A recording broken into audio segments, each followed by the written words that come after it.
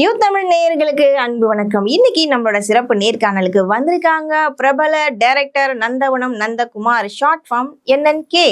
Hi sir, வணக்கம். வணக்கம் Stella எப்படி மேடம். இருக்கீங்க?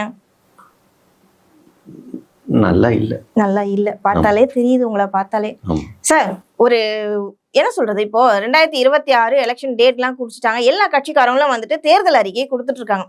ஒவ்வொரு கட்சியும் வந்துட்டு நான் ஆட்சிக்கு வந்தா என்ன பண்ண போறேன், நான் என்ன பண்ண போறேன் அப்படிங்கிற மாதிரி ஒவ்வொருத்தரும் ஒரு அறிக்கை கொடுத்துருக்காங்க. இதுல ரொம்ப கவனம் ஈர்க்கக்கூடிய ஒரு அறிக்கை ஒரு கட்சிக்காரங்க கொடுத்துருக்காங்க. அவங்க யாருன்னு பாத்தீங்கன்னா NTK, நாம் தமிழர் கட்சி, சீமான் ஐயா அவங்க கொடுத்துருக்காங்க.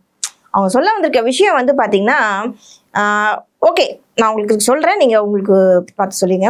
என்னன்னா, தமிழ்நாட்டுல வந்துட்டு நான் ஆட்சிக்கு வந்தா தமிழ்நாட்டுல வந்து 5 தலைநகரங்களை நான் கொண்டு வர போறேன். இப்போ அட் ப்ரெசென்ட் வந்துட்டு சென்னை தான் இருக்கு. அது தவிர்த்து மற்ற ஊர்களையும் வந்துட்டு 5 தலைநகரமா மாத்த போறேன்னு சொல்லியிருக்காரு. ஃபார் எக்ஸாம்பிள் திருச்சி இருக்கு, மதுரை, கோவை, குமரி, சென்னை இப்படிலாம் சொல்றாரு. இது எந்த அளவுக்கு பாசிபிலிட்டியா இருக்கும்னு நினைக்கிறீங்க? அவர் சொல்றது எல்லாமே இது என்ன, அதாவது தமிழ்நாடு தாங்குமா 5 தலைநகரம் வச்சா?